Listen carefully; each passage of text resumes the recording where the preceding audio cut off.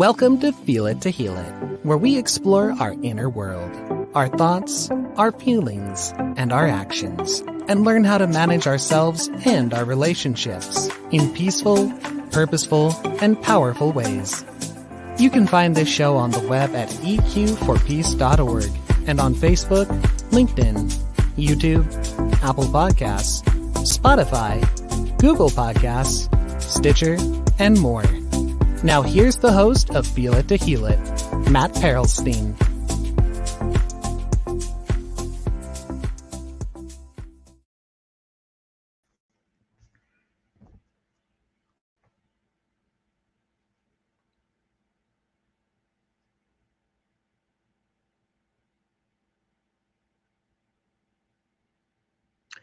Okay, hello. We're back, and now we're talking about more happy subjects, unhappy subjects, depression, guilt, and shame. Again, they're not necessarily happy, but they are real, and they are important, and they are stuff we got to deal with. And so we are learning how to deal with stuff, right? The better we can deal with our negative emotions, the better we can have more positive emotions, and we can deal with life, deal with life better. I'm saying that if we can handle our fear, anger, and sadness, we can deal with most anything. Well, these are depression, guilt, and shame are kind of secondary emotions. They're not some of the core ones, even though a lot of people would disagree with me about depression, but we're not born with any of these. We're not born with any of these, right? And so we pick them up along the way. We can put them back down along the way. We'll talk about what to expect. We'll do a feelings check-in again as usual. We're going to talk about depression and what it is and how to deal with it. There's a ton of information about depression because it's super popular. It's super prevalent in our society these days. And so we're going to talk about that. We'll talk about guilt and shame and all the components of those. And then we'll talk about what to do next. So let's do a quick check-in. What are you feeling? What are you feeling right now? Answer to yourself. Okay, good to know. Awareness, acceptance, action, right? Awareness. What are you feeling? Okay, here's some slides that might help. And identify, you can have more than one feeling at a time. Some might be more intense, some less intense. Good to know though. Got to know though, right? Our parents didn't know. We never talked about this stuff before. So it's really important that we start from scratch and learn how to at least identify what the heck we're feeling, and then we can do something with it. But first we got to know. And a lot of times when we were growing up, we couldn't talk about our feelings. Nobody talked about them. Our society, nobody talks about them, especially negative feelings, hardly at all. And what to do, we know how we're supposed to learn how to deal with this stuff. So we're going to try and do it different than we were taught, probably, or not taught, or not taught. Okay, again, awareness, acceptance, action. Awareness first, always. We got to know what's going on. Then we accept what's happening, and then we can take some action on that or not. That's up to us. We can take action on it or not.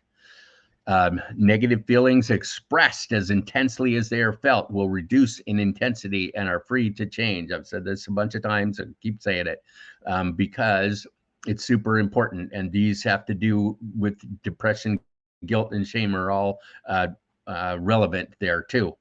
There are things that we sometimes can let ourselves feel to the extent that we feel them, and then we can let them go. We can let them go. They can completely ruin your life if you let them, or you can fight them. You can fight them. All three of these are stuff that you probably will have to fight, and they probably will have to anger to it. They'll have some anger to it. So you got to get good at your anger as well. If I give a quick warning real quick is that I know a lot of people are on depression meds. If your therapist or your doctor said to be on meds because it's a chemical imbalance or that sort of thing, keep doing that. Follow the doctor's orders, please. So I'm not trying to say, this is how you do it and don't have to worry about any of the medical stuff. That ain't happening. There's a lot of times there's stuff chemically inside your body that is not working correctly, and we can help with that. There's wonderful medications for that now. Lots of them actually. And if you find one and it doesn't work for you, if you try one and it doesn't work for you, try a different one, because there's a bunch of them, and some of them work fantastic and some don't work at all. And some are actually make it worse. So if it's not working, try something new. But I am not saying that we're taking over medication like feeling it is the answer, and you don't have to worry about that, because we still do. But both,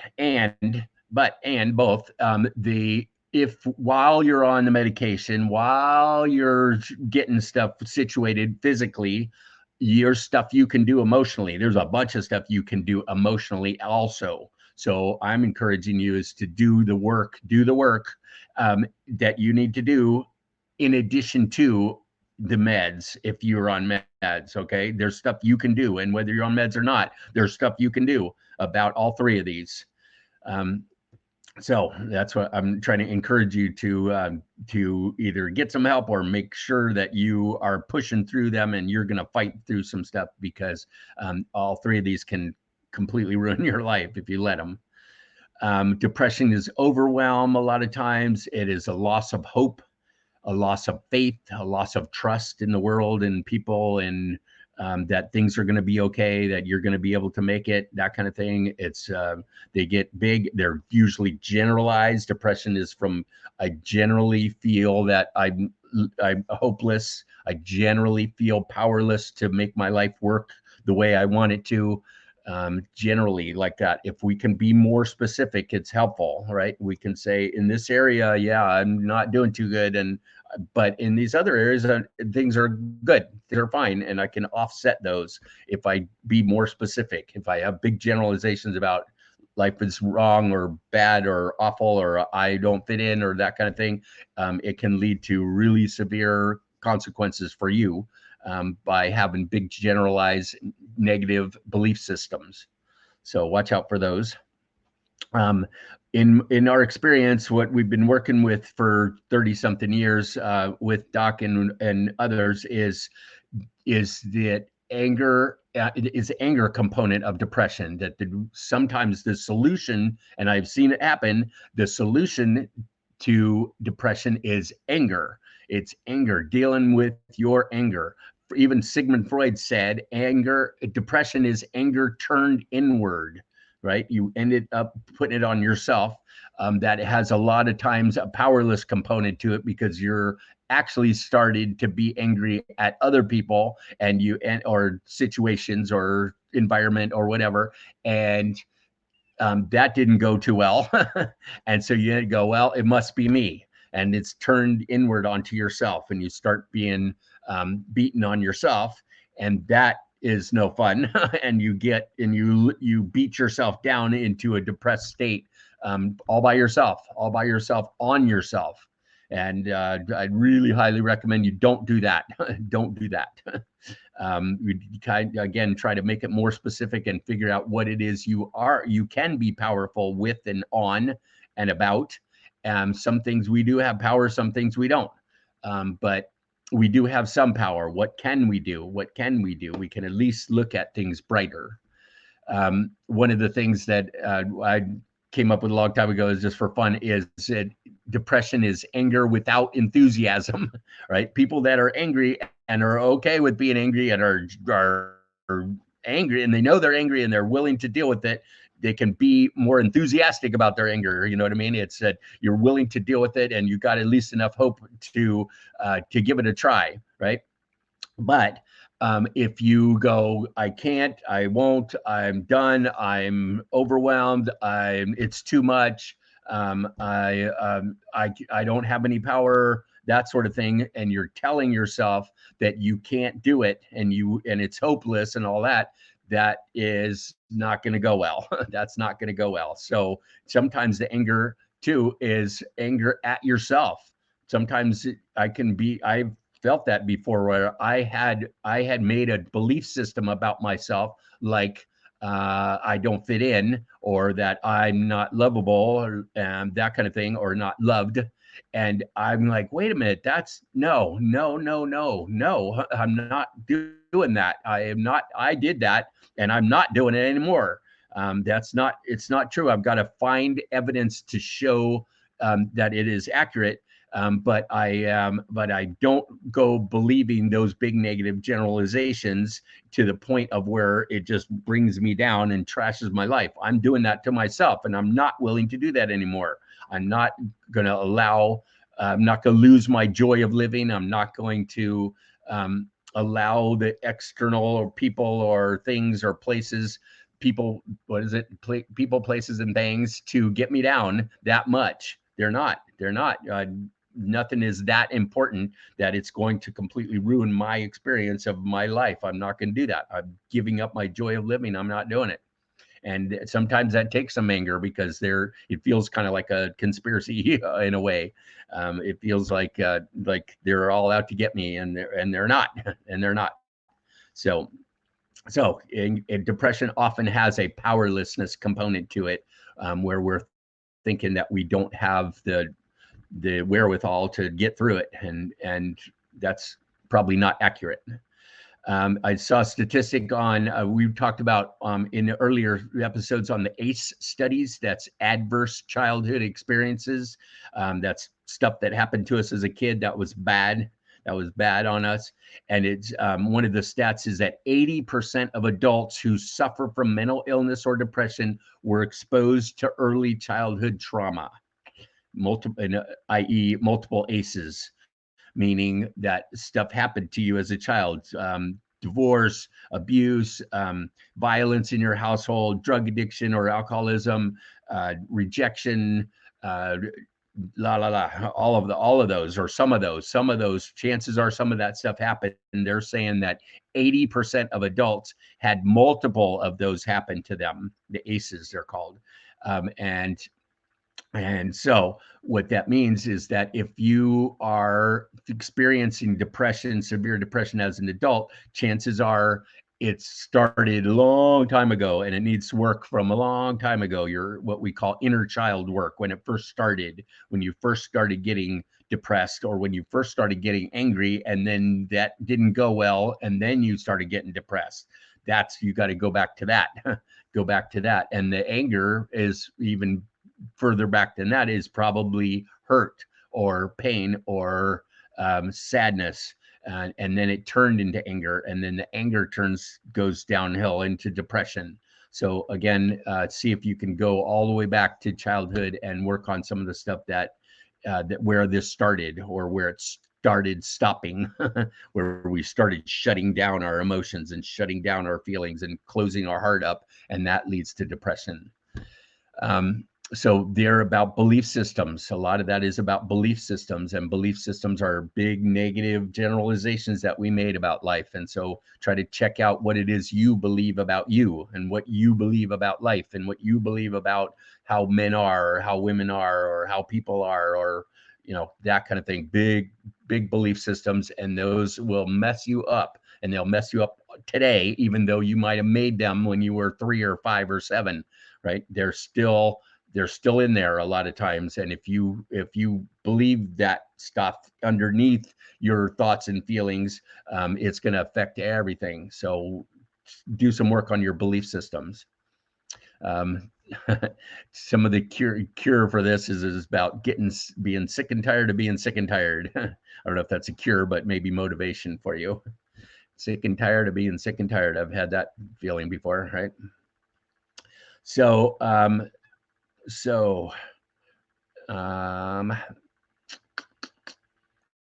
waiting for the slide to change so I can know what to say next. If you have a lot of shoulds, that can lead to depression. A lot of shoulds. If you believe I should have done this, I should have done that, you're probably going to end up feeling guilty. I should not have done this, I should not have done that. That kind of stuff. That's guilt, and it can lead to depression as well. If you have a bunch of you shoulds, on the other hand, you shoulda, all these people shoulda, and all these people are awful and all these people don't care and all these people, that sort of thing, I should have been taken care of. That's going to, you're going to push people away and make yourself feel alone. And you're going to, and your relationships probably aren't going to go very well if you're thinking that everybody else shoulda, and coulda and woulda. So watch out for your shoulds. Again, those are belief systems. I should is a belief, and you should is a belief. So watch out for those. Doc says you cannot be yelling, screaming, angry, and depressed at the same time. So again, underscoring that depression is often about anger, has an anger component to it. So see if you can deal with your anger, get good at dealing with, not see if you can get good at dealing with your anger, and it's going to help your depression as well. Okay, let's talk about guilt versus shame. These are all three big subjects, and we could have done a whole thing on each one, but we don't have that much time. So let's talk about guilt versus shame. Guilt is I did something wrong, I did something bad, or I didn't do something I should have done. Right? It's an action. It's something I did or didn't do. Usually that I feel guilty about. A lot of times somebody else is saying you shoulda, or you're saying you shoulda. Either one, it can come from inside of you or outside of you. Shame, on the other hand, is not I did something bad. It's I am bad. It's more generalized. It's uglier. It's uglier. It's deeper. It has to do with that. Again, belief systems, and probably started a long time ago when you were little. They started a long time ago. I am bad, I am no good, I am dirty or ugly or not worthy, that kind of thing. So they're big statements about yourself, creates shame inside of you, and it can steal your joy of living big time. Because especially since you don't deserve, right? That's one of the things. If you're shameful, you don't deserve good and you don't deserve happiness. And so you'll push it away and you'll make sure it doesn't happen. And so it can ruin everything for you. Usually guilt or shame is given to you, right? We are not born this way. People said you should be ashamed of yourself, or you don't matter, or I don't care about you, or you stink, or whatever the words are that somebody probably used a long time ago, and you bought into it. And so it was given to us a lot of times. John Bradshaw did some great work on this, again, back in the 80s, I believe. And look up Healing the Shame That Binds You. That was a life changer for me as well. Healing the Shame That Binds You. A wonderful book about shame. And a lot of it is about giving it back. I actually read that one. Giving it back, which means that if somebody gave it to you, you picked it up, and you're carrying it, which is a shame. Sorry for the pun. That's kind of a shame, but you can then give it back. You could say, no, I will not accept your opinion of me. I know I will not accept your judgment of me. No, I will not accept you saying I'm shameful when I'm not. When I'm not, I will not. Maybe even I was, but I'm not going to anymore. And so there's that anger component again, and personal power component to it, that can push you to make some wonderful changes inside of you. So you're taking this, you find the shame in your body, and you get a hold of it and you give it back. I don't want this. I'm not carrying this around with me anymore. I may have for a long time, but I'm not doing it anymore. And that takes a lot of energy and a lot of heart and compassion for yourself. And it feels fantastic. Feels fantastic. So try it. Make sure that, practice finding the shame when you start to feel that, or you think things about yourself, big negative generalizations, I'm no good, I'm not worthy kind of thing. Then you notice it. Maybe listen to whose voice it was. Who put that. You probably didn't think of that yourself. Someone gave that to you. So listen and hear who that is, and be like, wait a minute, no. I'm not doing that anymore. I'm not buying that anymore. So give it back. We're not born with guilt or shame, so we give it back. Shame in particular. Part of guilt, there's two different kinds of guilt. Check it out, two different kinds of guilt. One of them, one's good and one's bad, in my opinion. Not to be judgmental or anything, but one's good, one's bad. One bad guilt is punishing. Boom, boom, boom. I'm punishing me. I can't believe I did that. That was awful. You stink. You're blah blah blah blah blah. I can't believe I did that. Right. I feel awful about doing that or not doing something, and I'm bashing on myself and I'm punishing myself. The other kind is productive guilt. Check that out. Productive, meaning it's good for you, which means that you did something that you shouldn't have done, or you didn't do something you should have done. Learn from it. Learn from it, right? Instead of just feeling bad about it, learn from it and then make dang sure that you don't do it again. And then stop feeling guilty. All right. Make sure, okay, I learned from this. Okay, I'm actually a better person because of that, because of this, and I won't do it again. And I'll start doing it or whatever. And I'll make sure that it doesn't go that way again. That makes me a better person and more powerful and more control of my life and continuous improvement and all that good stuff. So there's a productive guilt. And then when you figure out how to do it different or how to catch yourself so you don't do that again, I've had some of those, then you got to drop it. You got to drop the pain. You got to drop the guilt and the bashing and the self-judgment about yourself. So like, okay, all right, I got to forgive myself, actually forgive myself. So in the punishing part of it, this is kind of a side note to it. I know I've done this before and I got called on it and it was true. And I've seen people do it a lot of times, is they punish themselves with guilt when they have no intention of doing anything about it. Right? Look at me. Look how bad I feel. Look, I feel terrible. Look, I feel terrible. Like I had a couple things, and where back in the day when I said, hey, I feel bad about what happened, and the other person's like, so, what do you mean? So I don't. So what? So you feel bad about it? That doesn't mean anything. That doesn't mean you're not going to do it again, and it doesn't help me one bit. You did it to me. Have you feeling bad about it doesn't help me one bit. It helps. It might be what you choose to do with you, but it doesn't help me. And so productive guilt is about also doing something different and maybe making amends or making changes or making up for some of the stuff that you did. Which brings to the next, which is apologizing. Sometimes we have to apologize. Remember that it used to be Love Means Never Having to Say I'm Sorry. That's a book I never bought because I never bought it, because I don't buy it. I say I'm sorry a lot, and not shame based like I used to. I used to be like, oh, I'm so sorry. Now it's like, oh man, sorry, that was bad. That stunk that I did that. And so that's different, right? You can have some self-esteem and apologize at the same time. If you get into shame and, oh, I'm awful and that kind of thing, that doesn't help the other person. It doesn't help them one bit. And it doesn't help you either. So here's some ingredients for a meaningful apology. Expression of regret. Oh man, sorry about that. Explanation of what went wrong. I wasn't thinking. I used to do this when I was little. It was an issue and I got triggered. And not just like, hey, this is what happened, so no big deal. No, this is what I'm just explaining it to you, just so that I know that I don't know. I'm explaining it briefly, that I at least know myself and I'm at least can learn from this situation. Acknowledge responsibility. Yep, I did that. Yep, I didn't do that. Yep. At least some part of it, accepting responsibility. I do feel bad about it. Some repentance. I do feel bad about it.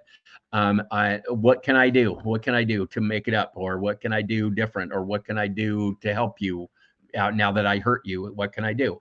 And then, can we still be friends, or can we still be okay? Can you forgive me? That kind of thing. So it's about taking responsibility and then seeing if there's something you can do to do it different. That makes a good apology. So that's an important part of the whole thing. So let's do takeaways again. Permission to feel. Yes, even shame and guilt. Let yourself feel that for a minute and let yourself learn from it. Let yourself be stronger because of it, right? Learn from it. Take emotional responsibility. Always, always, always. Not sometimes, not, well, this is mine, but that's yours. No, it's all mine. It's all mine. Awareness, acceptance, action, always, right? Okay, I got it. All right, I'm okay with that. And what am I going to do with it? And decide if you want to do something about it or not. And sometimes making amends is not appropriate, but a lot of times it is. And so it's a 12-step thing as well. And so decide, but you decide and do it in emotionally intelligent way. That's it for this time. Next time we'll go into happier feelings. Joy, peace, and love is next. And then last we'll end strong with takeaways and our assessment again, and EQ rocks, woohoo, right? So hang with me next time, and we're going up from here. All right, thanks. You have been listening to Feel It to Heal It with your host, Matt Perelstein, creating peace inside and around us with emotional intelligence, EQ. Remember that your thoughts and feelings matter more than you ever realized to guide your actions and create peace, purpose, and power in life. You can catch prior episodes on the web at eqforpeace.org and on Facebook, LinkedIn, YouTube, Apple Podcasts, Spotify, Google Podcasts, Stitcher, and more.